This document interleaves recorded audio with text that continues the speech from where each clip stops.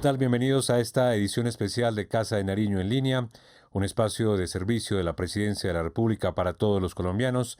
En el día de hoy, Colombia frente al COVID-19, este especial donde vamos a hacer un recuento de todas las acciones que ha adoptado el Gobierno Nacional bajo el liderazgo del Presidente de la República, Iván Duque Márquez, para prevenir y enfrentar el COVID-19, un virus que nos cambió la vida a todos los colombiados y a todo el planeta. Paola, bienvenida.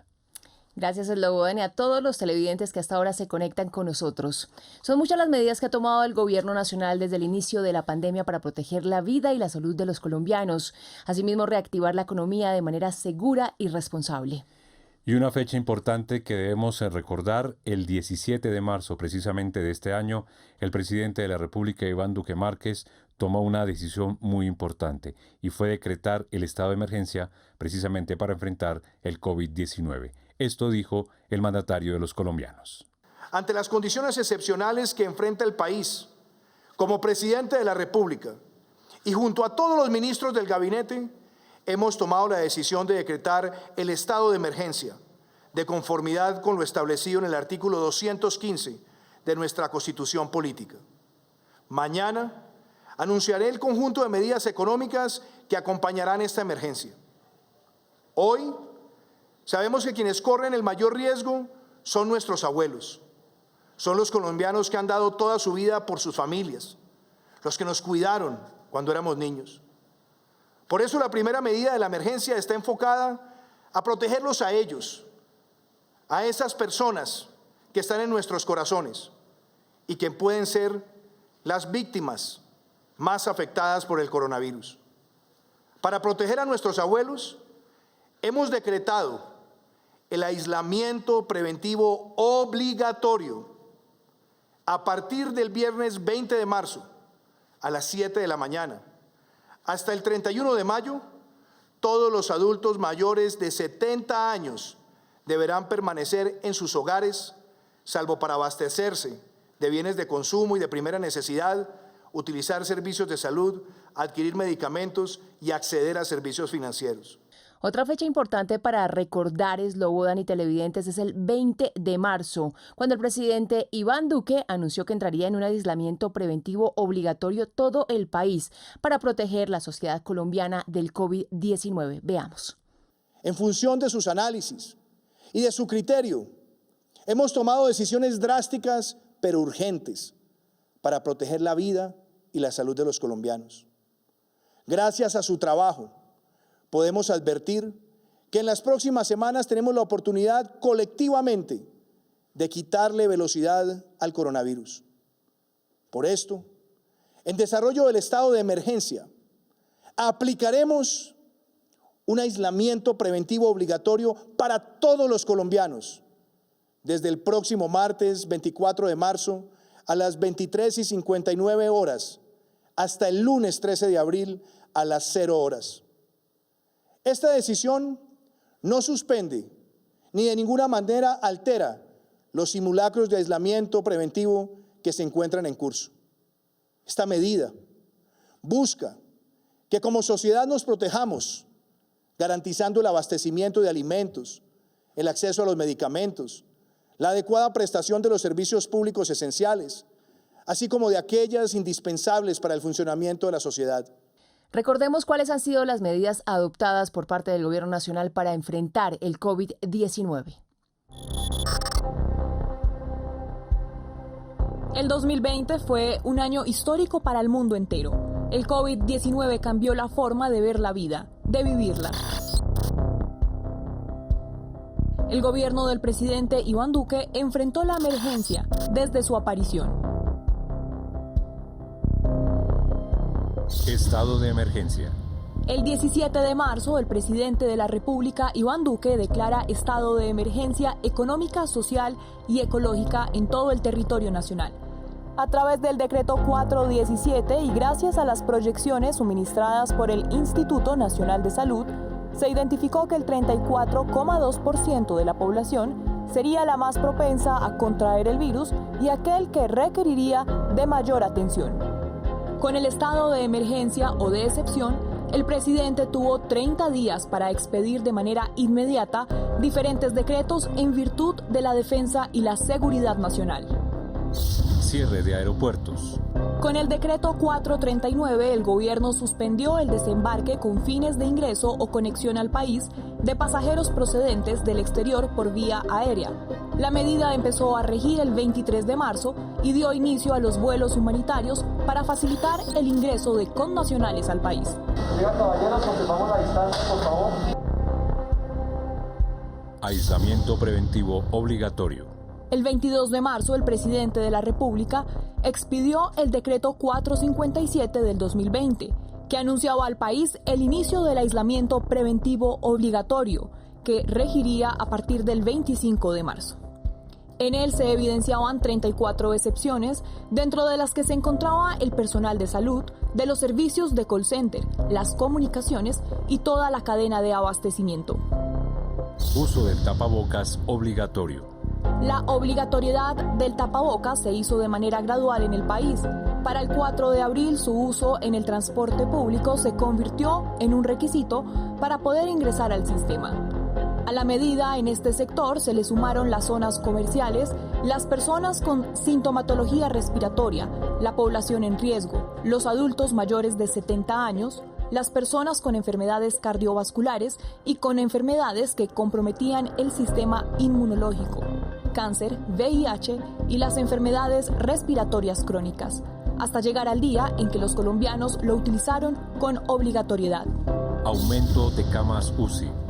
Durante la pandemia, el gobierno del presidente Iván Duque vio la oportunidad para fortalecer los centros de salud y al mismo tiempo responder a las necesidades de los colombianos. De esta manera, se pasó de tener 5.346 camas de unidades de cuidados intensivos antes de la pandemia a tener 11.390 para atender la emergencia. Suministro de equipos médicos. Al mismo tiempo, el gobierno nacional entregó 4.651 ventiladores, 4.263 monitores, 50 equipos de rayos X portátiles, 5.002 bombas de difusión, 981 camillas, 57 desfibriladores, 9 ecógrafos. Fortalecimiento de laboratorios. Durante la pandemia, el Instituto Nacional de Salud avaló 144 laboratorios. Por medio de ellos, se han realizado más de 5.752.499 pruebas PCR y 1.787.468 pruebas de antígeno en 33 departamentos. Y se entregó más de 364.000 millones de pesos en bonificaciones al personal de salud.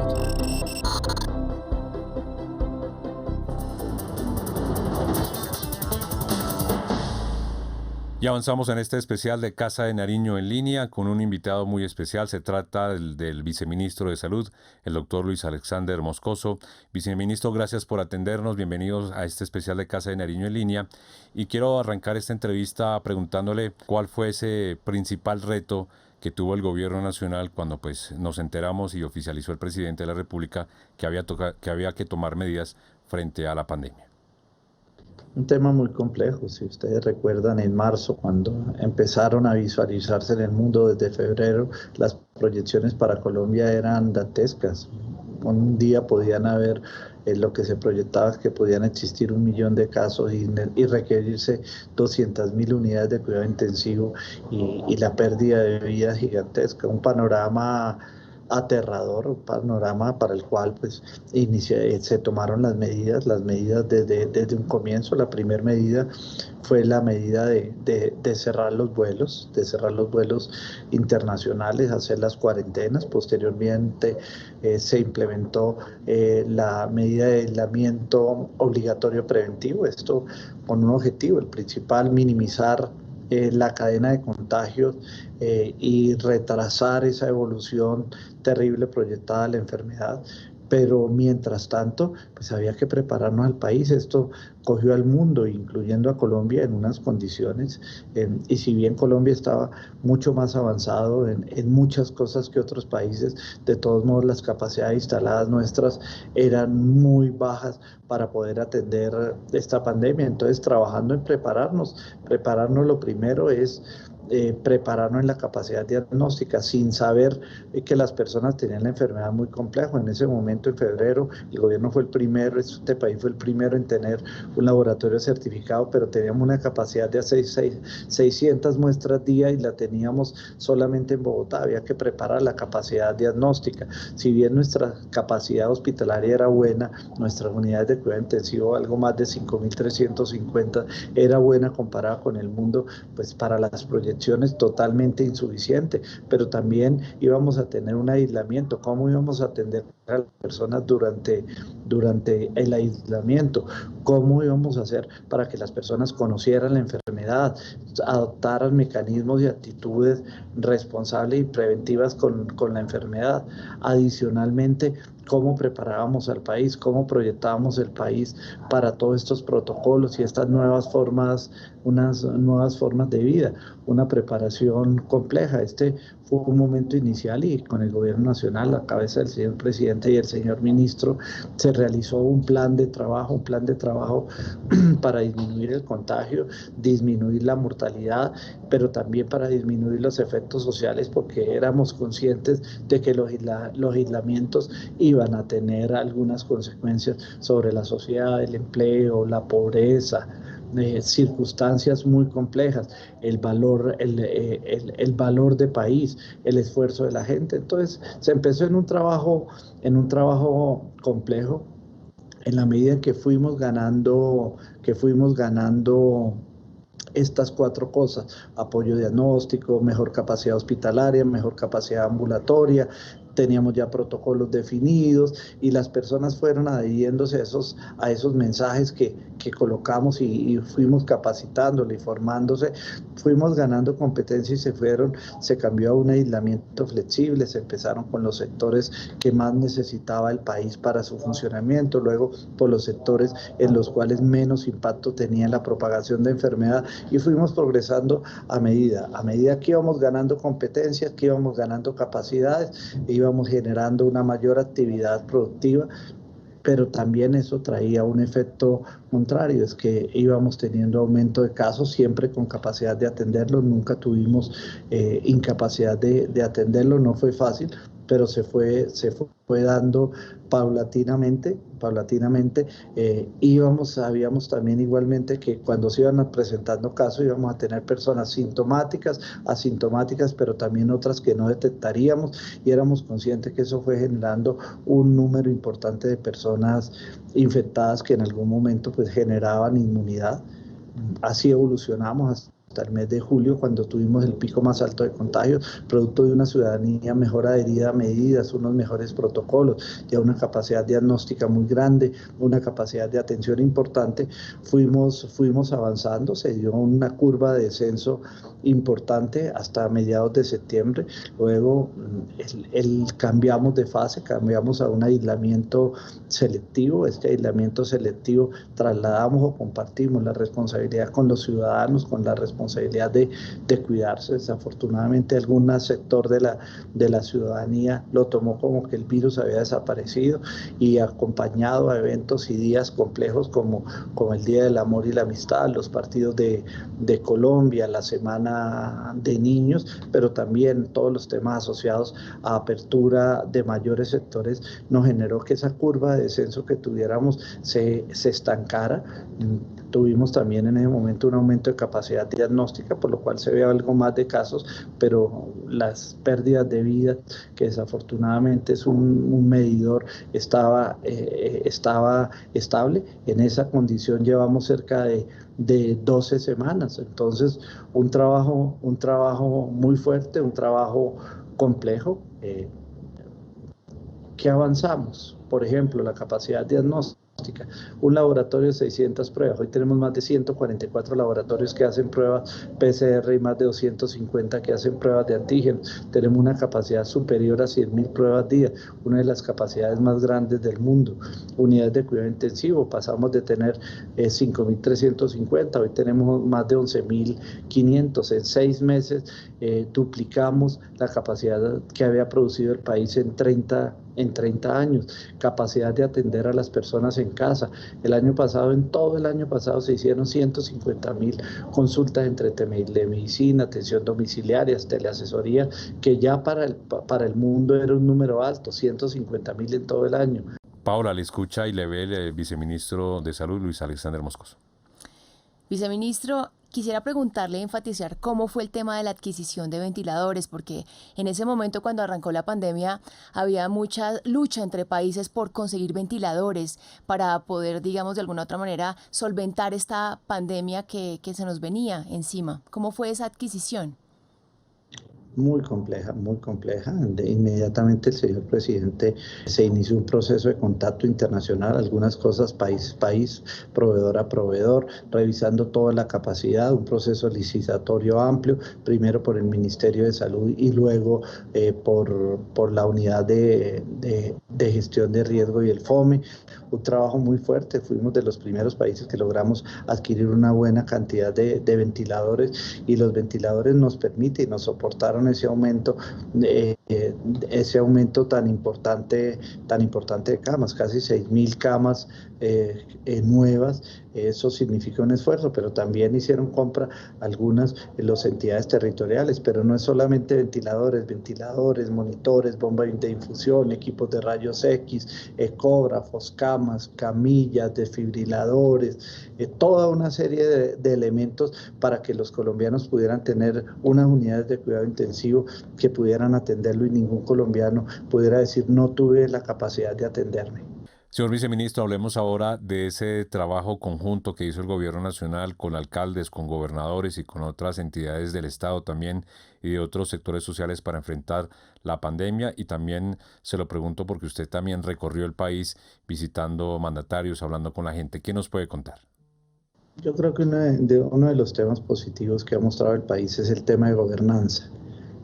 La gobernanza no es solamente un gobierno nacional determinando políticas y dando directrices, sino trabajando en conjunto con las entidades territoriales, departamentos, municipios y distritos. Creo que hemos hecho unas llaves importantes de trabajo conjunto y entendemos las competencias de cada uno y el trabajo que nos corresponde, y la suma de esas pequeñas, de todas esas fracciones es lo que hace una gobernanza única, pero no solamente con las entidades territoriales. Mire, trabajamos conjuntamente con las empresas aseguradoras, con las EPS, pero también trabajamos con las IPS de las manos, pero trabajamos también con el sector productivo, con el sector social, con el sector comunitario, todo un trabajo conjunto. Si no, no hubiéramos podido avanzar. Cada uno de nosotros, todos los sectores del Estado y del sector privado y de la sociedad han colocado un pedacito para poder avanzar, y yo creo que era la única forma y el único camino para poder tener algún resultado.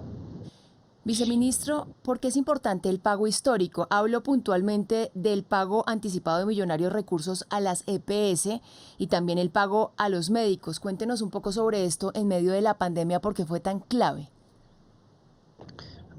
Es muy claro, mire, los soldados de esta batalla han sido los médicos, han sido el personal de salud, han sido estas personas que han colocado su vida, su esfuerzo, sus conocimientos para defendernos a todos los colombianos, para protegernos, para cuidarnos, para atendernos, arriesgando su propia vida. Eso éramos conscientes. Este es un grupo, todo el personal de salud es un grupo, son los héroes de esta pandemia, son las personas que colocan cada día. Pero para esto el Estado tenía que garantizar unas condiciones mínimas para todos los trabajadores. Lo primero era lograr que todas las personas tuvieran sus salarios al día. A ver, cuando uno va a una batalla, por lo menos debe tener algunas garantías, las garantías de un ingreso. Para esto se giraron recursos a las EPS y estas a las IPS para mejorar esta dinámica, pero también generamos una dinámica para los hospitales públicos, cerca de 475.000 millones de pesos destinados a apoyar la red pública del país precisamente para que pudieran mejorar los salarios a todos los profesionales. Avanzamos en este tema en forma importante, desafortunadamente no alcanzamos con todo, pero vamos avanzando fuertemente, pero también teníamos que garantizar que estas personas fueran protegidas. Se declaró el COVID como enfermedad profesional para que todos, si tuviéramos desafortunadamente un desenlace menor o un desenlace mayor, tuviéramos una cobertura y una garantía para nosotros y para nuestras familias. Pero también a estas personas había que mandarlas con todos los elementos para que pudieran dar esa batalla de todos los días. En este caso son los elementos de protección personal, un trabajo muy grande. La industria colombiana hizo una recomposición y hoy producimos el 80% de los elementos de protección personal del país. Señor viceministro, una de las personas que puede contar cómo ha vivido el país el COVID-19, usted ha hecho viajes por las diferentes regiones del país, ha hablado con mucha gente, con muchos mandatarios. ¿Hay alguna anécdota que nos pueda contar de esos viajes que ha hecho usted por todo el país? Anécdotas, temas difíciles. Nuestra primer gran brote, Leticia, complejo, fue difícil.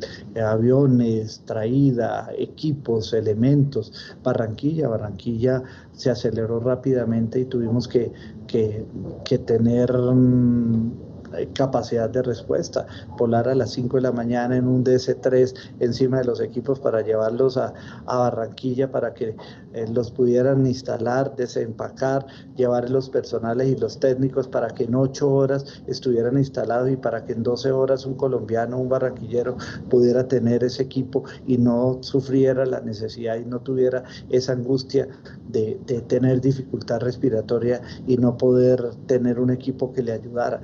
El presidente Duque, viceministro, entregó una muy buena noticia en esta Navidad y es la adquisición de 40 millones de vacunas para los colombianos. ¿Eso quiere decir que el gobierno nacional está cumpliendo? Tenemos un trabajo organizado, un programa estructurado, un programa definido. El país avanza de acuerdo a los derroteros, con dificultades, con cosas que corregir, con cosas que avanzar, pero tenemos un derrotero. Dentro de ese derrotero, desde que empezaron a hacerse los primeros estudios en fase 1 y en fase 2, el país estuvo atento. Apenas tuvimos los primeros avances y resultados de fase 2, empezamos a hacer contacto con todas las casas farmacéuticas.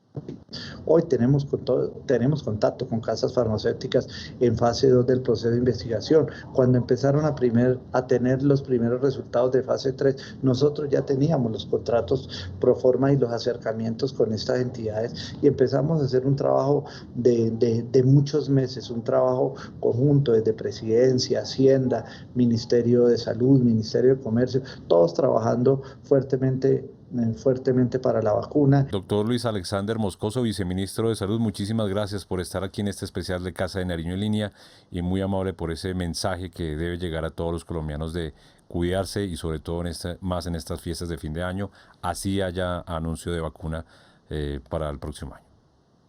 Muchas gracias a ustedes y recuerden, las aglomeraciones son un riesgo. Nosotros somos los que nos centramos en una aglomeración. Cuando veamos aglomeración, con cuidado, con responsabilidad y nuevamente no se quiten el tapabocas, el distanciamiento social y el lavado de manos y especial protección con las personas de riesgo. Y si usted tiene gripa, tiene fiebre, quédese en su casa con toda su familia. Muchas gracias. Pues agradecemos al viceministro de Salud, Luis Alexander Moscoso, por esta entrevista en este especial de Casa de Nariño en Línea. Pues ahí está un resumen de lo que ha hecho el Gobierno Nacional para enfrentar el COVID-19. Importante, Paola, esas recomendaciones finales que nos hace el viceministro, pues para cuidarnos. Así es, Slobodan. Mantener el uso del tapabocas, el distanciamiento social, el uso del alcohol, cuidar a nuestras familias, cuidarnos entre todos, Slobodan. Y vamos a explicarles a nuestros televidentes en segundos cómo va a ser ese Plan Nacional de Vacunación, las etapas y las fases y quiénes serán las primeras personas que serán vacunadas. No bajemos la guardia. El COVID no se ha ido y mientras siga la amenaza, es importante estar alerta. Cumplir con el distanciamiento y evitar aglomeraciones es nuestra responsabilidad. Si salimos todos a la calle, generamos nuevos contagios. Si no mantenemos la distancia, causamos rebrotes. Si respetamos los aforos, estamos protegiendo nuestros seres queridos. Usa siempre el tapabocas en lugares públicos. Mantén el distanciamiento y actuemos con responsabilidad. Así, salimos adelante. Importante este mensaje de autocuidado para que lo tengamos en cuenta. Y como mencionábamos al cierre de la entrevista con el viceministro de Salud, entremos en materia y veamos cómo serán las fases y las etapas de vacunación que serán masivas a partir del próximo mes de febrero. De acuerdo con la predicción del DANE, a 2021, Colombia tendrá 51 millones de habitantes. Para generar inmunidad de rebaño frente al COVID-19 y según evidencia científica, es necesario vacunar al 70% de la población, lo que equivale a 35.734.649 colombianos. De esa cantidad, hay población susceptible de contagio y por ende sujeto de vacunación para lograr la inmunidad de rebaño, cifra que podrá cambiar de acuerdo con la evolución de la pandemia en el país. El gobierno nacional ha adquirido hasta la fecha vacunas para inmunizar a 20 millones de personas, es decir, el 58,4% de los ciudadanos a vacunar, que servirán para la fase 1 y el inicio de la fase 2 del plan de vacunación.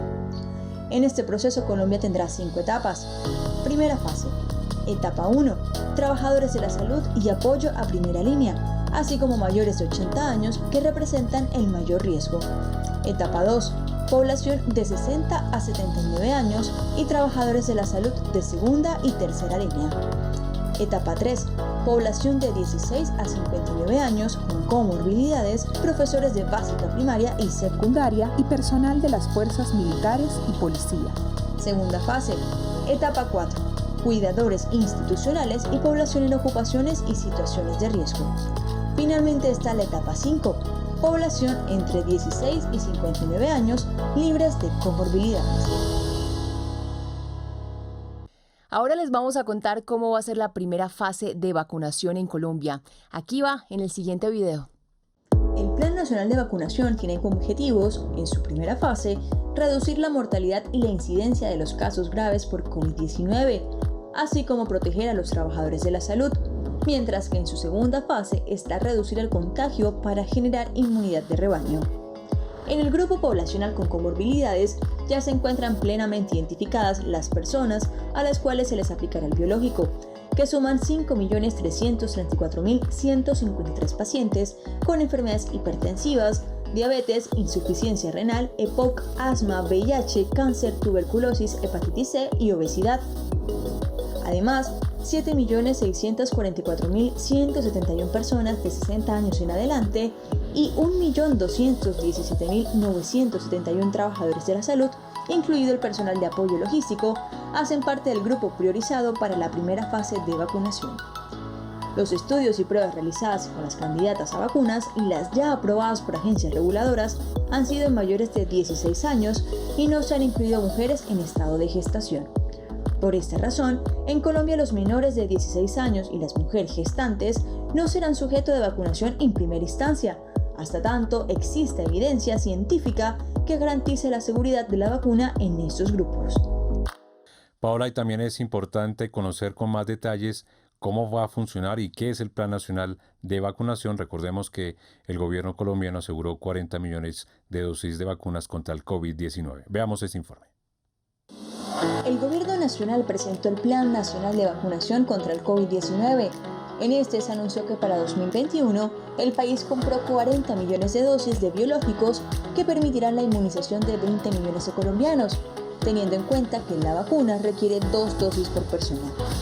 Colombia firmó el 16 de diciembre el contrato con la farmacéutica AstraZeneca para la adquisición de 10 millones de dosis y el 17 de diciembre con Pfizer por la misma cantidad. Además, desde el 30 de octubre, se suscribió el acuerdo multilateral con el mecanismo COVAX por 20 millones de dosis, para un total de 40 millones que llegarán al territorio nacional en el transcurso del próximo año. El proceso de alistamiento se desarrollará durante enero de 2021 y la vacunación masiva de la población dará inicio en febrero. Es importante destacar que las decisiones de compra del plan han sido tomadas con rigor técnico y la información suministrada a los colombianos es concreta con base en contratos y convenios ya firmados. Adicionalmente, la estrategia se ha basado en la adquisición de un portafolio diversificado y se ha buscado siempre un balance entre costo y beneficio para no arriesgar los recursos públicos. Todo con el fin de entregar vacunas seguras y eficaces a los ciudadanos. Desde el Ministerio de Salud y Protección Social se definieron los 7 principios en los que se basa el Plan Nacional de Vacunación contra el COVID-19. Veamos. Desde el Ministerio de Salud y Protección Social se definieron los principios en los que se basa el Plan Nacional de Vacunación contra el COVID-19, los cuales son 7. Beneficencia. Entregar desde el Gobierno Nacional una vacunación completamente gratuita. Solidaridad. Priorizar a la población vulnerable de contagio por sus condiciones de riesgo, como los adultos mayores, personas con enfermedades preexistentes y trabajadores de la salud. Equidad y justicia. Vacunar a toda la población sin distingo social. Transparencia. Brindar información clara y oportuna de todo el proceso. Progresividad. Generar crecimiento y cobertura paulatina. Primacía del interés general. Respetar el interés general sobre el particular, para el cual se necesita el apoyo de las autoridades competentes como de la sociedad en general. Por último, está el principio de eficiencia, cumplir a cabalidad y de forma adecuada el plan para beneficio de todos los colombianos. Y en este especial de Casa de Nariño en línea, Colombia contra el COVID-19, Paola, es importante hablar sobre cómo va a ser el protocolo de vacunación porque mucha gente tiene bastantes interrogantes. Por supuesto, Slobodan, es importante que la gente sepa, digamos, cómo va a ser las citas, las fechas, hora y lugar de atención. Asimismo, la explicación del proceso de vacunación y la firma también del consentimiento informado voluntariado y la aplicación de la vacuna. Eso es muy importante, pero aquí está la nota que nos ha preparado el Ministerio de Salud. Para el desarrollo de la estrategia de vacunación contra el COVID-19 en Colombia, el Ministerio de Salud y Protección Social cuenta con bases de datos de las personas sujeto prioritario de vacunación según sus condiciones de riesgo. Adicionalmente, se dispondrá de un mecanismo de registro para quienes cumplan con los criterios de priorización y no se encuentren en la base de datos. El protocolo para la vacunación contempla asignación de cita con fecha, hora y lugar de atención, explicación del proceso de vacunación y firma del consentimiento informado voluntario, aplicación de la vacuna, registro del procedimiento para seguimiento y control, entrega de carné con fecha para la segunda dosis que se debe aplicar un mes después. Es importante que la población asista con rigurosidad a la vacunación, ya que de no hacerlo se puede perder el biológico, lo que representa afectación a otras personas y al programa. Colombia tiene disponibilidad de 7.920 vacunadores para aplicar 277.200 vacunas por día, permitiendo tranquilidad al haber capacidad suficiente para hacer el proceso de vacunación a nivel nacional. Y un tema muy importante es la logística de la vacunación en Colombia. ¿Cómo será el ingreso de las vacunas? ¿Quién las va a administrar? ¿Cómo será su distribución? Aquí les contamos los detalles. Colombia cuenta hoy con un programa ampliado de inmunizaciones muy fortalecido que habla de tener para los colombianos coberturas útiles de vacunación que le permite proteger a nuestra población con 22 biológicos contra 26 enfermedades. Este es un programa fortalecido y es ejemplo para la región de las Américas. Esta institucionalidad desarrollada desde este programa ampliado de inmunizaciones es la que nos va a permitir administrar y llevar la vacuna contra COVID al conjunto de los colombianos. Las vacunas todas llegarán por el aeropuerto El Dorado. Algunas por sus características llegarán desde el sitio de producción en el país de origen hasta los puntos de vacunación. Otras llegarán al aeropuerto El Dorado y desde ahí irán a la bodega central de vacunas, que es de propiedad del Ministerio de Salud, administrada directamente por el Ministerio de Salud, y permitirá desde allí garantizar el control de frío, la cadena de frío para el conjunto de vacunas. Recibidas las vacunas en la bodega central, se distribuirán a las bodegas regionales en todos los departamentos y distritos. Contamos en el país con 37 bodegas regionales, para que desde allí la vacuna pueda ser distribuida a los distintos puntos de vacunación, que los vamos a multiplicar con nuevos puntos, con instituciones privadas, para poder llegar con mayor oportunidad al conjunto de la población que va a demandar esta vacuna.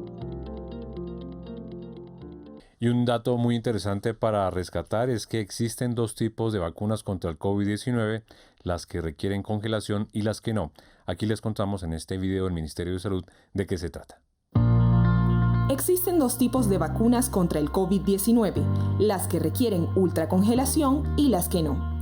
Al respecto, el Ministerio de Salud y Protección Social explicó que la logística para la distribución de las vacunas que no requieren ultracongelación será exactamente igual a la que se tiene para las del programa ampliado de inmunización y que se realiza rutinariamente desde hace 15 años en el país. Los biológicos salen del laboratorio productor y son transportados vía aérea hasta nuestro país. Posteriormente, se almacenan en la bodega central del Ministerio. Luego se envían a los 30 depósitos regionales y distritales y finalmente a los puntos de vacunación. Para el caso de las vacunas que requieren ultracongelación, este es un desafío nuevo para el mundo. Sin embargo, Colombia viene trabajando en los requerimientos de la parte de ingeniería y médica desde hace 2 meses. Para el caso puntual de la negociación directa con Pfizer, la empresa se comprometió a entregar el biológico en el punto de vacunación, mientras que para la adquisición por COVAX, la vacuna de Pfizer llegaría a la bodega central del Ministerio por vía aérea, desde donde se distribuirá para su almacenamiento a 7 centros regionales con capacidad de ultracongelación.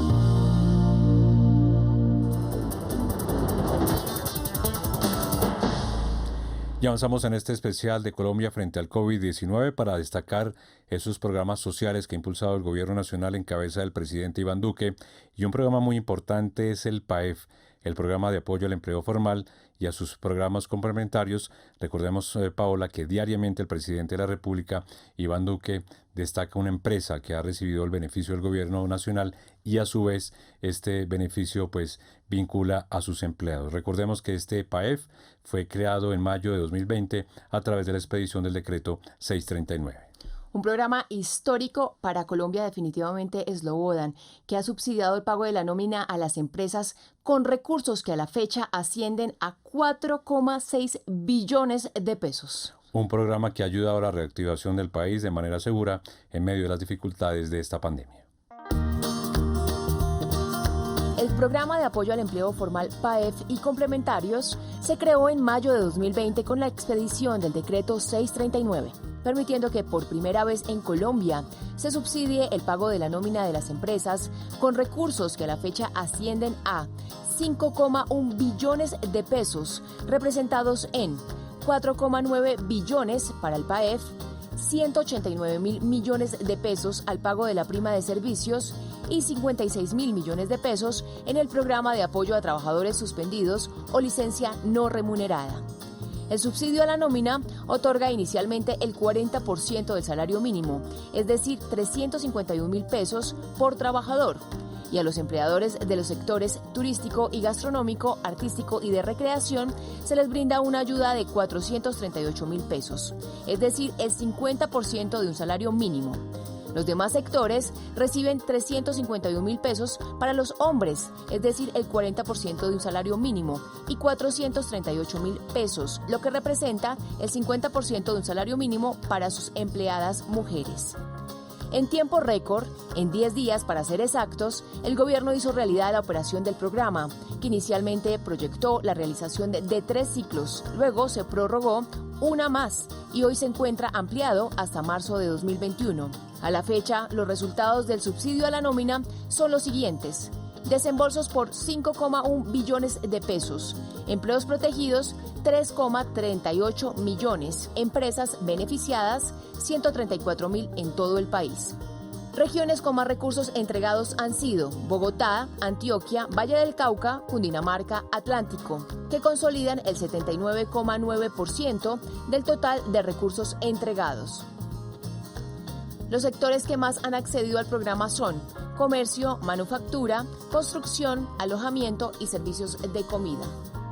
Posteriormente, y gracias al trabajo en equipo realizado con el Congreso de la República, el programa de apoyo al empleo formal PAEF se extendió hasta marzo de 2021, incluyendo el pago de la prima de servicios en diciembre y ofreciendo una protección mayor para los sectores más afectados en sus actividades a causa de la pandemia. No hay hoy en América Latina ningún programa que se equipare al PAEF.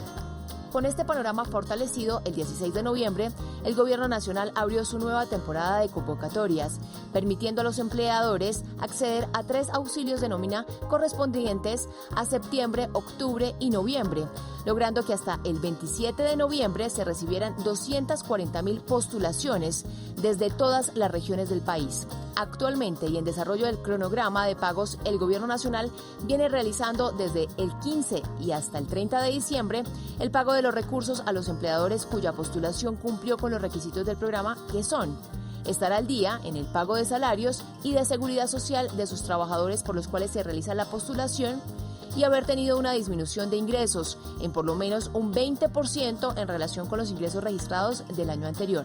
Estos resultados muestran el compromiso con la reactivación económica y el apoyo al empleo formal que nunca antes en la historia del país se vio, un instrumento de apoyo similar que beneficia tanto a empleadores como a trabajadores, a los primeros girando exclusivamente los recursos que les permita garantizar el pago de salarios y a los empleados protegiendo los ingresos de sus familias.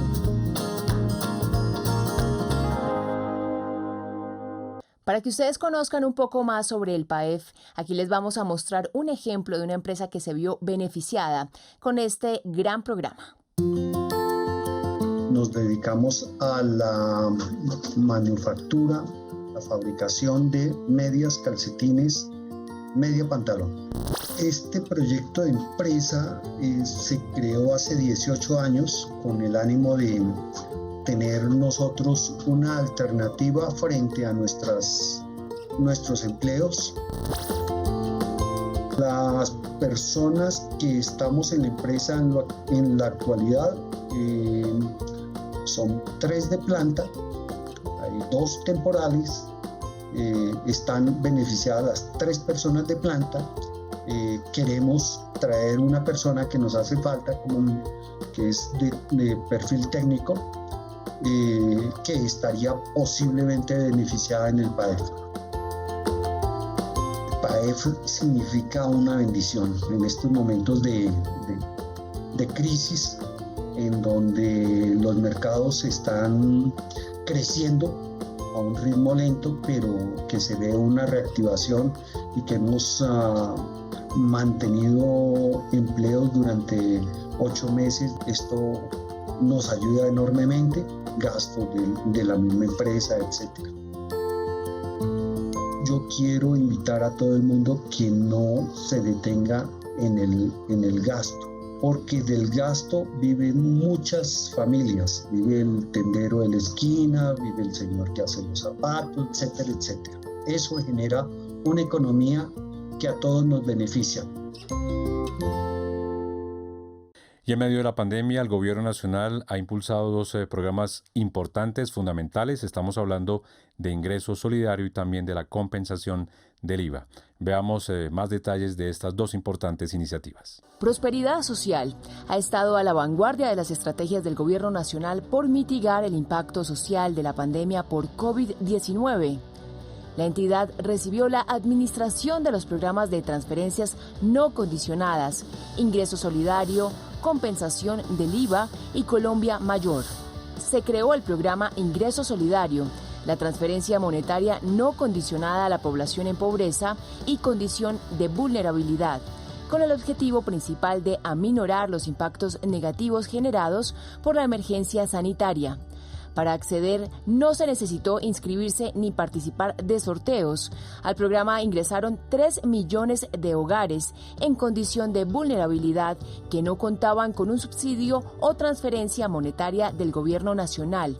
Los hogares beneficiados recibieron pagos mensuales de 160.000 pesos, con una inversión superior a los 4,3 billones de pesos a través de 9 pagos mensuales. La compensación del IVA, que mitiga el impacto del cobro de ese impuesto en los hogares más pobres del país, beneficia a 1 millón de colombianos, los 700.000 más pobres del programa Familias en Acción y 300.000 priorizados del programa Colombia Mayor, donde se invirtieron 375.000 millones de pesos, entregados a través de 5 pagos bimensuales de 75.000 pesos para cada hogar. Desde el 4 de junio, la entidad asumió la administración del programa Colombia Mayor, en un programa conjunto con el Ministerio de Trabajo.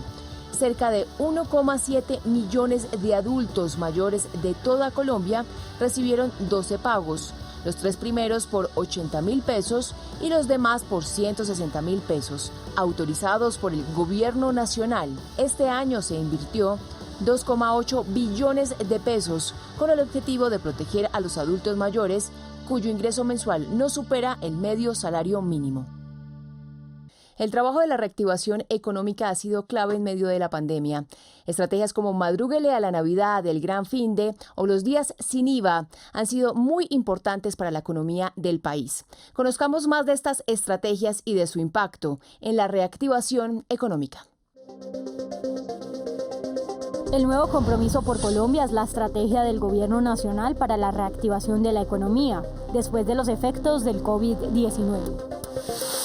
Lo conforman 5 compromisos: generación de empleo, crecimiento limpio y sostenible, un compromiso con los más vulnerables, el campo y la paz con legalidad y un compromiso con la salud. El compromiso cuenta con una inversión de 170 billones de pesos a partir de inversiones privadas, público-privadas y públicas, y de un marco normativo que estimule la inversión y el crecimiento de las iniciativas privadas. Bajo estos aspectos se espera generar 2 millones de nuevos empleos. En el compromiso por la generación de empleo se destacan iniciativas como la Ley de Emprendimiento. Así las micro, pequeñas y medianas empresas podrán reducir cargas y trámites y obtener más oportunidades en compras públicas, entre otros aspectos. De esta manera se acelera la iniciativa privada. La Ley del Turismo, con la que se busca, entre otras cosas, excluir el IVA de los paquetes turísticos y el IVA del 5% para tiquetes aéreos de pasajeros. Ampliar el plazo de renta del 9% para hoteles, parques y muelles náuticos. Asimismo, se implementaron estrategias como las jornadas del día sin IVA. Un total de 5,8 billones en ventas registró el comercio durante el tercer día sin IVA, que se llevó a cabo el pasado 21 de diciembre en todo el país. Otra estrategia clave para la reactivación del sector turismo fue el Gran Finde. Se realizaron 2 versiones en este año. En su segunda versión, las ventas de los establecimientos comerciales se incrementaron respecto a su comportamiento normal en un 23%, manteniendo el promedio de venta con relación a la versión número 1. 72 horas de descuento en todos los prestadores de servicios de la cadena del sector turístico, hoteles, agencias de viajes, restaurantes, parques, entre otros. Asimismo, la caravana Yo Voy, una oportunidad para invitar a los colombianos a recorrer por vía terrestre los atractivos turísticos del país. Economía para la gente, otra estrategia clave para la reactivación. Tiene como objetivo impulsar el crecimiento y apoyar la reactivación de micronegocios formales e informales en contextos urbanos y rurales, a través de asistencia técnica, capacitación, capitalización, acceso al financiamiento y gestión comercial, contribuyendo a la generación y sostenibilidad del empleo en el país. En lo corrido del año y con corte al mes de noviembre, en el marco de Economía para la Gente, se apoyaron más de 151.000 micronegocios, unidades productivas y artesanos en sus procesos productivos, con una inversión de recursos que asciende a 328.615 millones. Teniendo en cuenta que los sectores que hacen parte de la economía naranja han sido de los más afectados, en la estrategia de reactivación del Gobierno Nacional se destinaron recursos del orden de los 2 billones de pesos para estos sectores. Su desarrollo se enfocará en la instalación de 10.000 centros digitales en las zonas más vulnerables para conectar a la población con oportunidades de educación, emprendimiento, empleo, entre otros. Finalmente, el sector vivienda también ha jugado su papel en la reactivación. Son 200.000 subsidios de vivienda de interés social BIS y no BIS.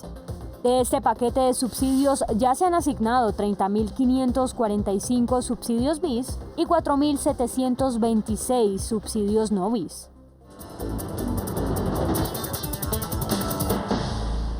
Y en este especial de Casa de Nariño en línea saludamos al doctor Carlos Álvarez, reconocido epidemiólogo, infectólogo, también coordinador nacional de estudios de COVID-19 ante la Organización Mundial de la Salud. Doctor Álvarez, gracias por estar con nosotros. Y la primera pregunta tiene que ver obviamente con la vacuna que el presidente de la República, Iván Duque, confirmó para nuestro país. La vacunación masiva iniciará en febrero, pero ¿cuál es la recomendación para las personas que de alguna manera piensan que como hay vacuna hay que relajarse en las medidas de autocuidado? No, definitivamente la vacuna es una noticia muy esperanzadora y que nos va a llegar de alegría porque probablemente va a permitir que más rápidamente lleguemos a eso que anhelamos de inmunidad de rebaño y podamos tener una vida medianamente normal a la que conocíamos antes de febrero. Pero mientras eso ocurre, mientras ocurre esa vacunación masiva y mientras adicionalmente me vacuno y me protejo, tenemos que seguir con el antídoto que hemos venido trabajando fuertemente y es en las normas de autocuidado. Es decir, en este momento es donde menos podemos relajarnos. Y permítame ser un poco crudo, pero no de nada sirve en que cuando llegue la vacuna ya no estemos nosotros para recibirla, ¿no? Entonces me parece que es extremadamente útil tener en cuenta que puntos claves para recordar el lavado de manos, el distanciamiento físico y el uso del tapabocas tienen que seguir siendo esa triada supremamente clave que la estemos haciendo, especialmente en esta época de fin de año, donde probablemente pensamos en estar cerca con otros seres queridos y en el cual justamente mi recomendación adicional es tratemos de evitar no cumplir con estas normas y tratar de evitar aglomeraciones, porque justamente lo que hemos visto en los hospitales y clínicas es que ahí es donde desafortunadamente ocurren la mayoría de casos. Doctor, ¿qué decirle a las personas que ya tuvieron COVID y que piensan que no lo van a volver a tener? ¿Qué mensaje les da usted? Sí, es un punto clave, es decir, recordemos que hemos aprendido muchas cosas con este virus, todavía nos falta mucho para aprender. Lo que tenemos claro es que afortunadamente las personas hacen, por lo menos en la fase inicial, la fase de recuperación, los primeros 3 meses tienen menos riesgo de presentar infección, pero cada organismo es diferente y mientras sepamos más y conozcamos bien del virus, tenemos que seguir con las normas de autocuidado. Es decir, desafortunadamente no podemos decir, me dio COVID y ya quedé inmune de por vida, eso no es cierto. Doctor Carlos, la gente cuando reciba la vacuna, la primera, porque como sabemos son 2 dosis, ¿se puede relajar o en qué momento, digamos, de alguna manera puede relajarse en las medidas de autocuidado o hay que seguir manteniéndolas? Hay que seguir manteniéndolas porque es importantísimo lo que usted comenta. Las dosis de las vacunas en este momento son 2 y realmente la eficacia que sabemos que está publicada es después de la segunda dosis, es decir, 1 o 2 semanas después de la segunda dosis. Pero adicionalmente tenemos que tener conscientes en que esto nos va a ayudar a protegernos, pero no son 100% infalibles las vacunas, no son 100% de eficacia y por lo tanto siempre es mejor jugar con la prevención y la prevención es con algo sencillo, como ya hemos venido diciendo, y por esto la recomendación es apliquémonos en el momento que llegue la vacuna, pero seguimos con las medidas de prevención. ¿Por qué? Porque además el virus está circulando de forma importante en el país. Recordemos que en este momento, por ejemplo, 1 de cada 5 personas a las que les hacen la prueba de COVID sale positiva. Es decir, es una manera indirecta de saber que el virus sigue circulando entre las diferentes localidades y comunidades del país. Doctor, ¿la vacuna tiene algunos efectos? Digamos, la persona se lo aplica. ¿Qué posibles efectos pueda tener esta vacuna en las personas? Como para que la gente sepa un poco. Y tenga tranquilidad. Tranquilidad, correcto. Sí, digamos que lo importante aquí de dos cosas que no se nos deben olvidar es que las vacunas se hicieron en un tiempo récord, pero no significa que se hayan saltado o se hayan dejado hacer los procesos de investigación asociados a la seguridad de las vacunas. Es decir, siguieron los pasos, la fase 1, la fase 2 y fase 3, donde el cual se evalúan eventos adversos o datos de seguridad, o como tú planteas, los síntomas que puede colocar la vacuna. En este momento sabemos con las vacunas aprobadas que los efectos adversos o los síntomas que presentan las personas son muy parecidos a los que presentamos cuando nos aplicamos otra vacuna. Es decir, un poquito de dolor local en el sitio donde me la aplican, un poquito de malestar y algunas personas en dolor de cabeza, como una sensación de cansancio y algunas personas en incluso fiebre, pero son síntomas manejables que no requieren hospitalización o no requieren que la persona se incapacite. Entonces, esto es lo que estamos viendo. Obviamente, pues sigue siendo una vigilancia muy activa para ver si hay algún evento raro que no aparezca o que se pueda encontrar, como ya apareció en el Reino Unido, por ejemplo, que algunas personas tienen una reacción alérgica, especialmente aquellos que tienen antecedentes de alergias. Digamos que es como lo que puede a veces llamar la atención, pero desde el punto de vista general, podemos decir que estas vacunas, los síntomas que tienen son parecidos a los que nos dan cuando nos hemos colocado otras vacunas. Doctor Carlos, usted mencionaba el Reino Unido, pues se ha conocido en los últimos días, en las últimas horas, esa nueva mutación del COVID-19 que según lo que se conoce, pues acelera hasta en un 70% la propagación del mismo virus. El presidente obviamente ha anunciado algunas decisiones con el tema de los vuelos, ha dicho que son medidas preventivas y que no hay que generar, digamos, una especie de pánico. ¿Cuál es su concepto de esa o qué podemos decir de esa mutación que se generó en el Reino Unido? Lo primero que me identifico completamente con el señor presidente en que esto es una medida preventivas, de precaución, pero no significa que tengamos que entrar en pánico ni mucho menos. Sencillamente recordemos que estos virus mutan frecuentemente. Es usual que muten porque estos virus se replican miles y miles y miles de veces dentro de una persona contagiada y entre esas miles de veces que se replican aparecen mutaciones. Es decir, lo primero es las mutaciones son frecuentes. ¿Qué es lo que ha hecho diferente esta variante? Que al parecer tiene muchas mutaciones y que una de esas mutaciones podría afectar lo que nos están diciendo por ahora en el Reino Unido, hay que confirmarlo, es que puede aumentar la posibilidad de contagiar, es decir, tiene mayor capacidad de contagiar. Yo le digo, es como cuando uno tiene una llave y una cerradura específica, la llave del virus y la cerradura del cuerpo, de la célula humana, y acá pues la llave como que es mucho más fina y mucho más específica para poderse entrar y poder infectar, entre comillas, a las células humanas. Entonces eso probablemente es lo que se está viendo, pero es importantísimo. Esto no significa que tenga ni más gravedad, es decir, no produce más, no es más grave, digamos que ni es menos grave, es exactamente lo mismo, ni por lo tanto produce más o menos muertos, exactamente lo mismo. Es decir, no tiene impacto ni en la letalidad ni en la severidad. Pues doctor Carlos Álvarez, epidemiólogo, infectólogo, coordinador nacional de estudios de COVID-19 ante la Organización Mundial de la Salud y asesor del Gobierno Nacional, como siempre, muchísimas gracias por sus mensajes, por sus recomendaciones en este especial de Casa de Nariño en Línea. No a las aglomeraciones. El COVID sigue siendo una amenaza. Sigamos la lucha por reducir contagios y crecer en recuperados. Si evitamos los encuentros masivos, alejamos los rebrotes. No es momento de bajar la guardia. Mantengamos el uso constante de los elementos de protección y practiquemos el autocuidado para reactivarnos correctamente. La batalla aún no la hemos ganado.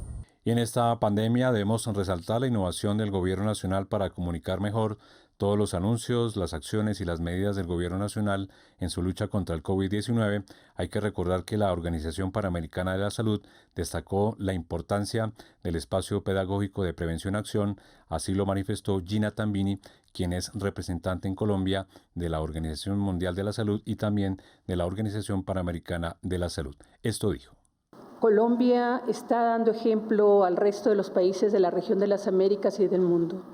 Este programa de televisión diario que usted encabeza, señor presidente, es la forma de comunicar objetivamente de lo que está sucediendo a toda la población y cómo va variando la curva en esta pandemia en Colombia.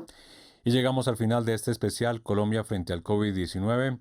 Un resumen de todas las acciones, del compromiso del Gobierno Nacional, del liderazgo del presidente de la República, Iván Duque, para tomar medidas y enfrentar el COVID-19. Y no olvidar, Paola, las recomendaciones, así ya se haya hecho un anuncio de una vacuna, para autocuidarnos y cuidar a los seres queridos. Por supuesto, Slobodan, no bajar la guardia. Recuerden el uso del tapabocas, el distanciamiento social, el uso del alcohol, el lavado frecuente de manos.